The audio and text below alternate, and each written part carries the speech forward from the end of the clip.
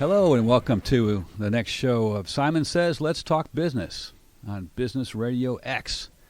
On this show we spotlight professionals and the excellent companies they represent, and we discuss best practices in business today. And excited to have two great companies represented today, great guests. We have Armand Hammer with Candy Mountain Sweets and Treats talking to us today. Armand, welcome. Well, thank you. Pleasure. Great. And also joining us will be Chris Maier with Green Circle Demolition. Welcome, Chris. Thank you for having us. And I'm your host, Al Simon, with Sandler Training, and we're going to talk about good business stuff today. Let's start, Armand, with you and Candy Mountain Sweets and Treats, huh?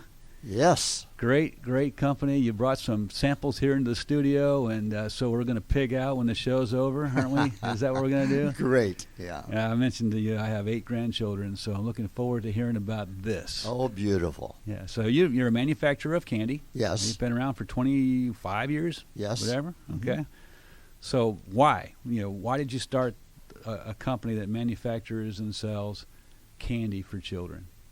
Well, we have been playing around prior to that with a lot of different ideas of what you could do with the spray.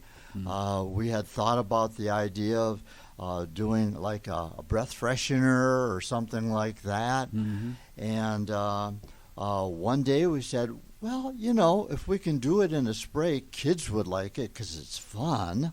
Let's make a candy. Kids do like fun, don't they? Yeah. So we said, let's see if we could formulate something. And we were working with a chemist, a food chemist. Okay. And we played around with it for a while. And I said, kids like tart, so let's make it fun and tart. Okay. So we came up with a formula. And the chemist brought it into our office, and we put it in some spray bottles. And I said, well, let's test it out on the employees first to see what happens. See if they disappear or go crazy. Exactly. Yeah. So the first thing I did was my receptionist and secretary, I said, try it on her. So I took it to her in this spray bottle, and I said, Rachel, try this and let me know what you think. You just open your mouth and spray it into your mouth. And she said, she was a little bit skeptical, but she said, okay. So she opened. Because you're her boss, so yeah. she had to do it. Yeah. Okay. So she did. She opened her mouth, Uh-huh. and she sprayed it 3 times quickly, and then her eyes lit up like crazy. Yes. Her whole face just glowed, and she said, oh my gosh, this is Too Tart. And I said, wow, that's a great name for the candy. Let's call it Too Tarts. Oh, so you didn't change the formula, you just changed the name. That's what we did. So that's what got us started in the candy business for kids. That's great. That's great. And so that was 25 years ago. Yes. But you made a major change somewhere along the line. Tell us about that. Yes. About 9 years ago, we sort of thought about the fact that we're making all this candy for kids. If there's a way that we can make it healthy and still taste as good and have as much appeal for kids, it's an obligation that we should do that. So we did. We took all the sugar out of the candy. And Is it still candy if there's no sugar in it? yes. Okay. Yeah, because you can't tell the difference. Really? No, you really can't. And that was 9 years ago. And to be honest with you, it's the most gratifying thing I think that we've ever done, because we know that when kids take our candy now, they're getting something that is actually healthy. We've got some sweeteners in there that are natural sweeteners and a few other things too. So the taste is just as good, but it's something that you can feel good about giving your kids at any age. Yeah, I'm looking at your catalog here, your buyer's guide, and you've got all kinds of different types and flavors and such. It looks really great. Thank you. Yes. So where can our listeners find this candy? Where can they get it? Well, you can really get it in a lot of different retailers. One place you can buy it would be Dollar General. Okay. Dollar General has it. The Dollar Tree stores have it. Places like Publix, you can buy it at Publix. You can buy it at Sam's Club, if you go into Sam's Club. You can buy it in actually some really unusual places like AutoZone. They have a rack of candy, and our kids' candy has been on there for about 9 years now, and you can go in and find our spray candy in an AutoZone. And spray it into your carburetor, see if it helps. Put it in your gas tank. You'll be surprised what happens. Little fuel injector stuff. All right, well, excellent. So I guess probably one of those things where when you realize now that it's out there, you start to see it everywhere, huh? Yes, that's exactly right. Well, we're going to check that out. And it's called Too Tart. Too Tarts. Too Tart. All right. And what has been the response from consumers, from the retailers that buy it from you? What feedback have you gotten? The feedback is that the repeat sales are always very strong because whoever buys the product likes the way it tastes. Yeah. And we get a lot of input from consumers thanking us for making something that's healthy for their kids. I can imagine. And it's been very gratifying, I guess, to say that you can make a living doing something that is positive for other people. Absolutely. You being a really, really good neighbor, citizen, to do this and make it this way. Problem is, of course, is that, as a grandfather, I like to sugar them up and then give them back to my children right before bedtime. But I know I can't do that. What's up with that? Well, we can work around that, I think. Okay. So they're gluten-free. They're sugar-free. They still taste good. Yes. Parents love them, and their kids love them. Yes, very much so. So what's not to like here, other than grandparents who can't mess with their own kids? I don't know. Yeah, and we make a spray candy, but we also make a liquid candy that comes in a bottle with a real baby nipple on it. Yeah.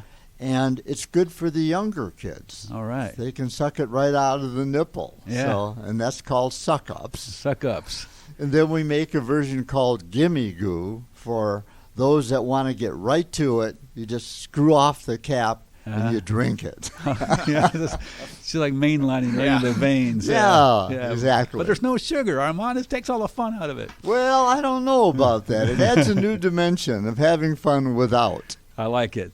Great job on that. Thank you. So you must have been pretty much on the forefront of the whole idea of manufacturing and distributing healthier foods. Yes. So you must have gotten some good publicity from that and some good feedback from that. I mean, your competitors don't do this, do they? No, they don't, unfortunately. And to be honest with you, I'd be happy if they did because I think it would help the entire marketplace. Yeah.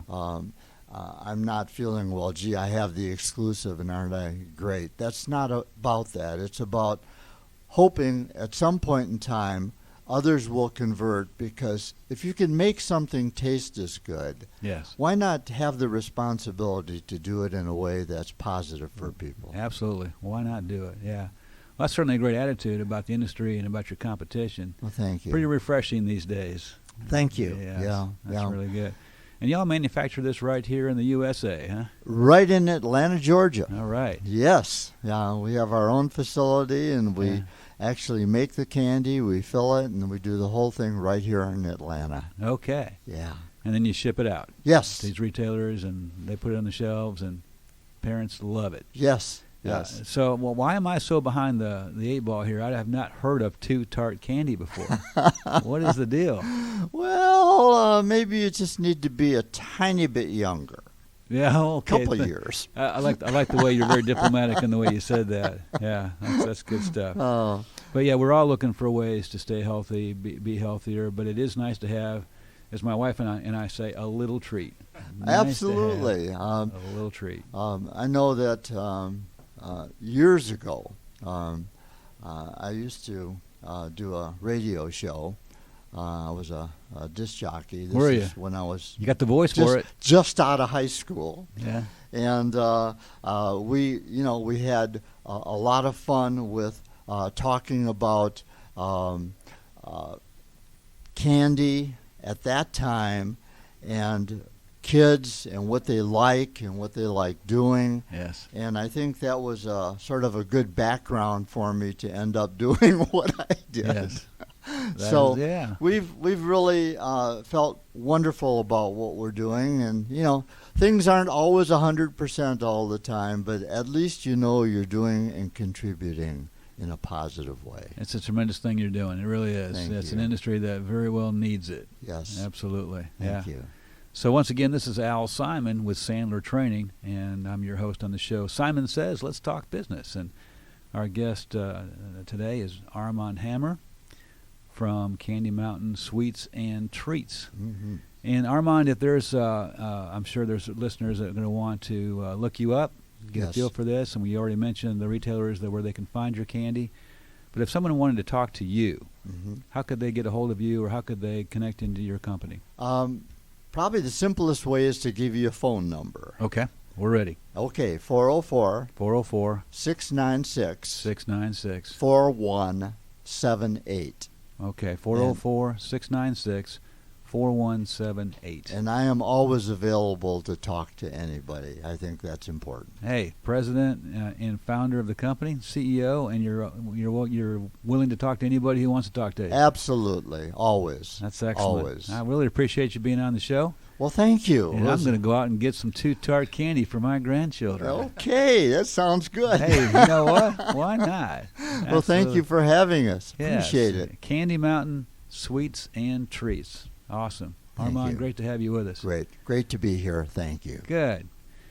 Chris Maier with Green Circle Demolition. You talk about two different businesses here. We got candy and we got demolition. Maybe they go together. In some way, maybe so. Maybe they do. Yeah, well, welcome. Welcome to the show. Thank Chris. you. Thanks for having us. So Green Circle Demolition. So I get it now. The listeners obviously can't see this, but Chris came into the studio with his sledgehammer. Yes. Awesome. You never know where the work might be and when it has to be done. So if you don't like the show, you can bust out the windows and That's right. Okay. Start right now. I think you got a crew right outside, right, ready to go. I wasn't going to tell you, but okay. All right. Well, Chris, tell us about Green Circle Demolition and what kinds of projects do you work on? Give us an idea of what y'all do. So my position at Green Circle Demolition is the business development manager, and what we have done for over the 50 years of experience that we have is specialize in commercial and industrial demolition projects. We've been very blessed that a lot of our projects are centralized here to Atlanta, or usually about 50-mile radius outside of Atlanta. Okay. So we have, over the years, diversified in our services that we now offer to accommodate the needs of our clients, to include a environmental arm of the business, to include asbestos abatement, take care of lead paint found inside buildings, if that's still around, And there's also our trucking transportation division. So we service general contractors, owners, developers that are developing and building these commercial buildings, whether it be this hotel, hospitals. We have a wide array of properties we specialize in, from industrial to retail, and we're looking to take part in that on the demolition aspect for them, handle that service. You must have seen some interesting things over the years. We have. There's never a dull day in demolition, Al. What's your favorite story about demolition?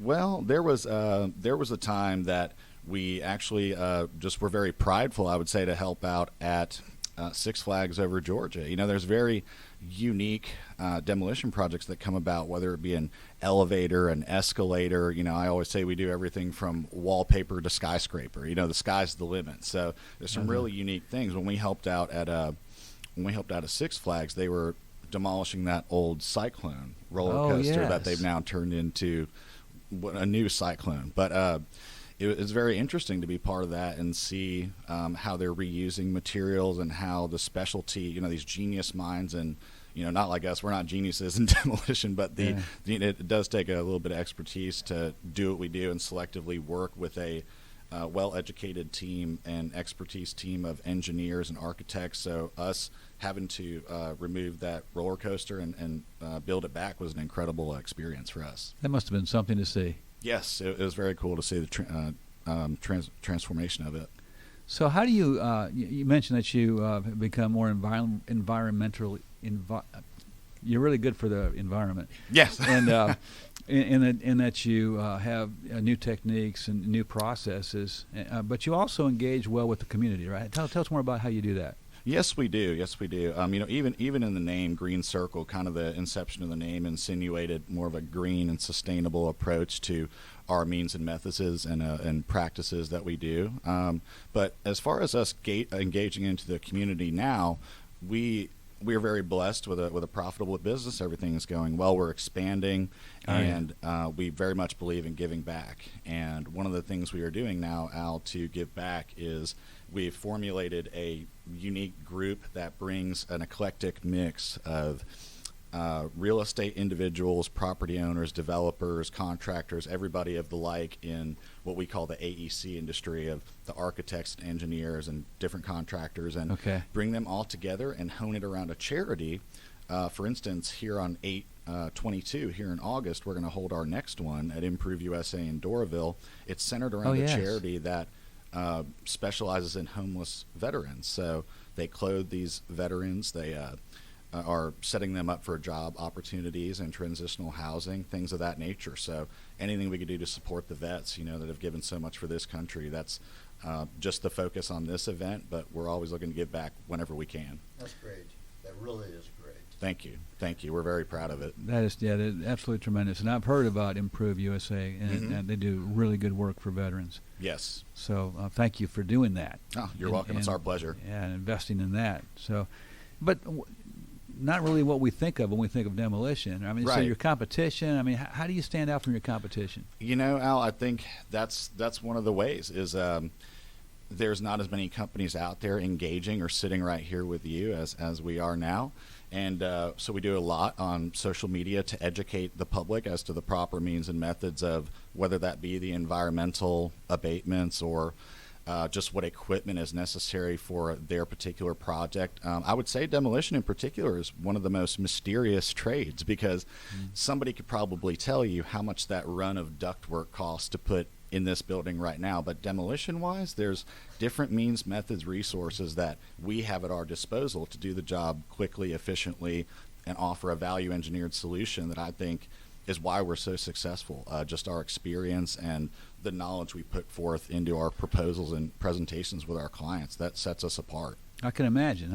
Architects, engineers, and contractors probably benefit themselves from working with someone who is environmentally conscious. You're only as productive on a job site as your weakest sub. So if we make sure that everybody is well trained, whether that be in safety or their means and methods, and move everything along efficiently, it benefits everybody in the entirety. That's an interesting comment. You're only as effective as your as the weakest sub on the site. Because if I'm being held up by, let's say, a steel guy in front of our scope of work, and I ran into this today actually, then it's something where we cannot progress through the project, and it's holding up development, which needs to happen. So this again is Al Simon with Sandler, and our show Simon Says Let's Talk Business on Business Radio X, and we're talking with Chris Maier of Green Circle Demolition. Chris, I'm curious as to how you personally got involved in this industry and with Green Circle. Yeah, sure. Well, in the past, Al, I'd worked at a general contracting firm, so I've seen it from that aspect, how bids go out and how the process of a new construction or a remodel is. So basically, we just have to turn the top on that and decommission the building and do it in the reverse manner. That's the simplest way to think about most demolitions when it comes to buildings.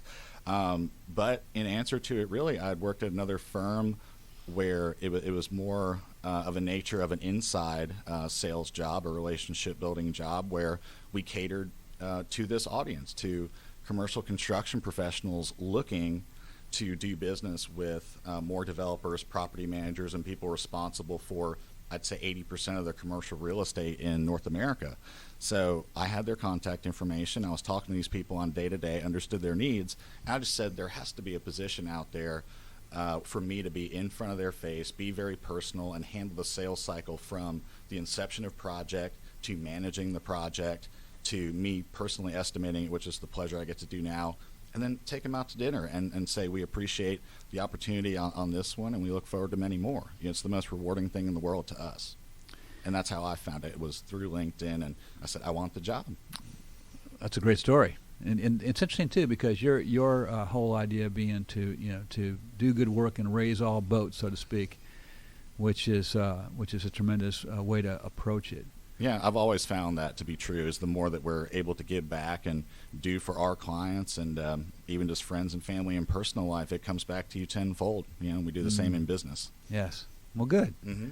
So you mentioned a little bit as we started talking about the different range of services you offer. Yes. You mind reiterating that and tell us a little bit more Yes. about each of the kinds of services you offer? Sure. Yeah. One of the paramount services we now offer can appeal to furniture vendors that we currently do business with, or it's so imperative in the market that it is now, with the steel industry being down.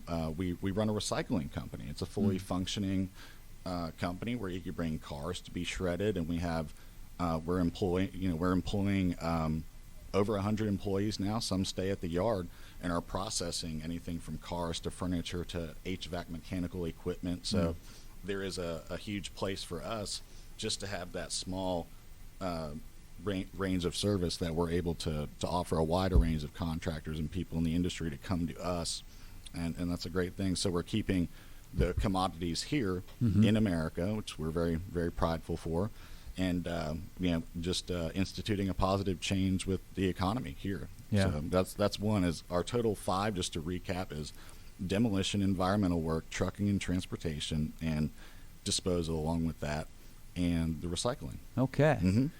As a layman, not really in that industry, when I think of demolition, I think of the big old wrecking ball and all the dust, but what you're saying, there's a whole lot more to this. It gets very selective and technical at times. Like, for instance, we're at Atlantic Station right now, that big outdoor mall. Yes. If you've seen the big, fancy construction barriers over there, you go right inside that exterior mall, and you'll see escalators, elevators, all types of very technical types of demolition that is on top of 2 parking decks. So you have to be very precarious with I can how imagine. everything's being done. Mm-hmm. Yeah, you make some of those engineers a little nervous, don't you? Yeah. We do. Yeah. It's a slow process, yes. Okay. When you're talking about demolition, and you've said that you've been very successful, your company has, but how do you go about finding business? I mean, do you use marketing? Do you use pure sales tactics? Combination of the two? How do you do that?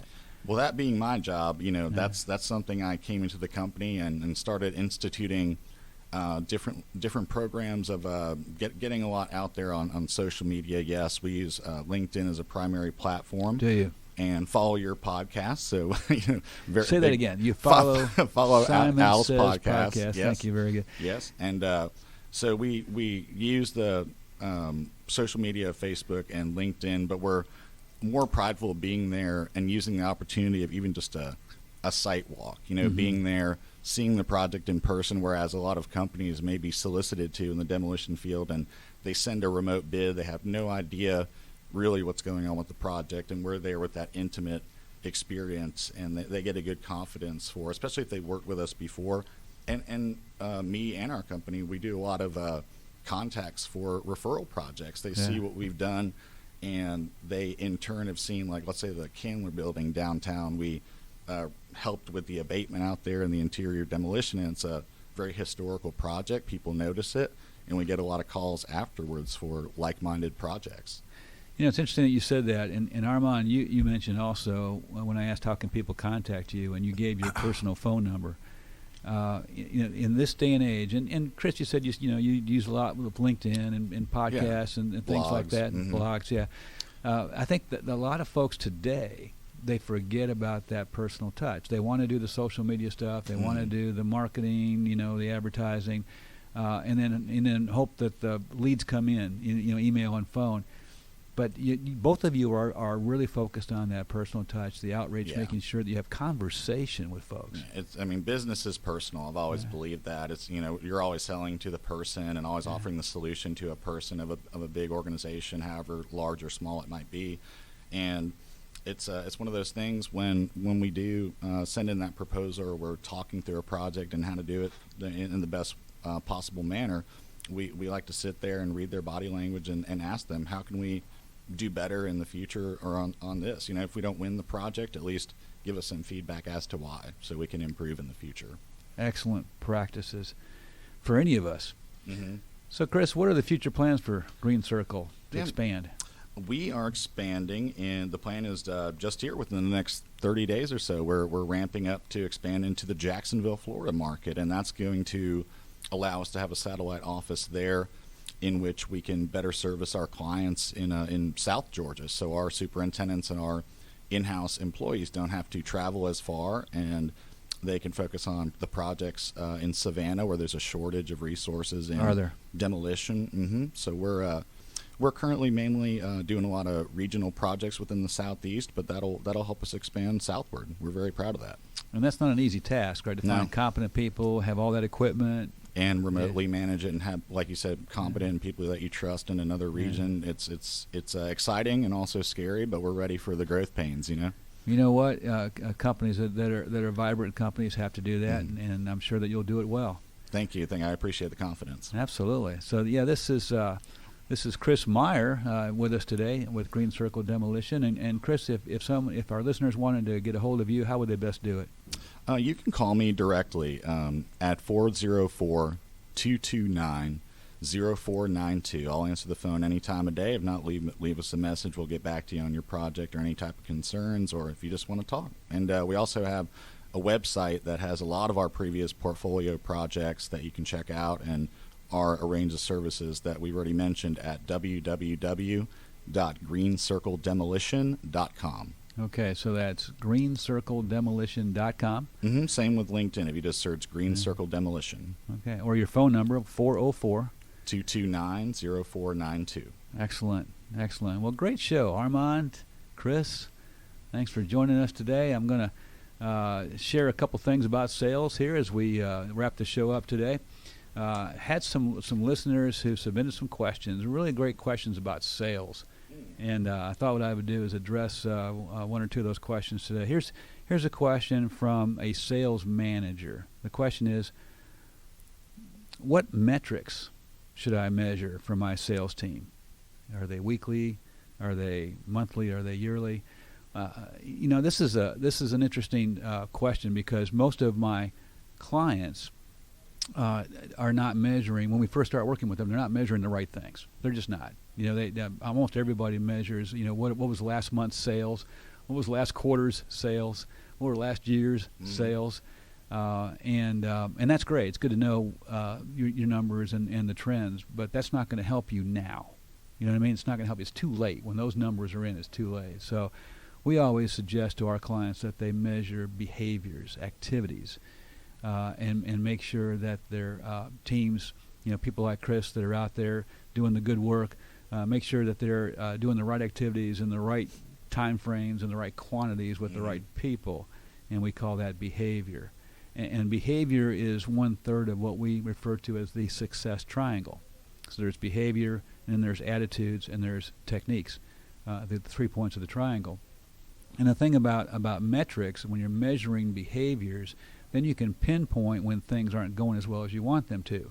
Because if your team members are doing the right behaviors, right activities, in the right quantities with the right people at the right times, then if the results still aren't as good as you want them to be, then you know that the problem lies in either their technique, the way they engage with people, what questions they ask, or what things they are saying, or the problem might lie in their mindset, which is very typical in the sales world. It's very easy to get down on yourself. It's very easy to have a negative mindset. It's also very easy to have too positive a mindset. Like, hey, I had a great month last month, and it's just going to keep going. All I got to do is sit here and answer the phone. Right. I remember the prospect one time who told me that I asked him about how were his sales activities, and he told me that he was pretty sure his sales team were aggressively waiting for the phone to ring. There you go. Okay. I like that. Yeah, that's a great strategy. How do you think, Chris? So I was just going to say, I've noticed a lot of that too, Al, where there's a lot of individuals I've noticed, and I think it's a measure of just being self-aware, because activity is not always necessarily productivity. It's just knowing how to focus on the certain things that are going to make the decisions that you're making and the behaviors that's going to bring about the best desired results in the shortest time, and Yes. that's what I've found. Yes. So we want our clients to have what we call a cookbook, which is, what is their recipe for activity, so a daily minimum of activity or a weekly minimum of activity, and what are those activities? Are they the right ones, like Chris said? And then we can take a look at results and see if we need to change either the mindsets or the techniques, or do we need to change the behaviors? Sure. How do you go about the mindset aspect? Yeah, that's interesting. That's interesting. That's an interesting question. I've got a colleague that says what you got to do is you got to open up the brain. Yeah. And you got to rewire the neurons. Yeah, you have to be aware of what's around you and absorb the immediate, because a lot of what happens in your life is absorbed by everything around you. Oh yeah, there's so much negativity. Yes. So much negativity in the world today. You see a lot of people who say, I'm going to take a break from Twitter, I'm going to take a break from Facebook. And why is that? Because of the negativity. That's exactly. right. You don't need it. Yeah. No, exactly. And when you're making products for kids, being aware of what you're doing and how you're doing it is so important. Gratifying is the word if you're doing it correctly. And our motto is, if you have healthy candy, for example. Good example. You have healthy kids, and you have healthy sales. Yes. And you combine those things, and it sort of covers the scope of what you should be doing. That's a positive culture. To try to make a difference in a positive way. It's an interesting observation, Armand, and I have observed that the happiest people I know are the people that are focused on what they do from day to day and how they go about thinking about what they do from day to day. And that's a concept that supersedes sales or business. And from the time you wake up. Yes. It is a way to look at life. Yes, a way to look at life is beautiful. You said it so well. Thank you. I say some things are well, some things, So that's a wrap today, guys. Appreciate it. Armand, thank you for being with us. Pleasure. Chris, Thank you Thanks for having us. Absolutely. This is Al appreciate it, Simon. Al. Yeah, you are welcome, and we'll have you on again. How's that? Great. Yeah. Look forward to it. So this is Al Simon with Sandler, and by the way, you can reach me at simoninc.sandler.com. It's also on the website, as are the contact information for both Armand and for Chris. We got on a the website radio. too. Okay, on your website for Candy Mountain. It's www.tootarts.com. All right, and 2 is TOO. TOO. That's That's right. Excellent. Tootarts.com. So thanks, guys. Appreciate it. Thank you. Everybody, good selling.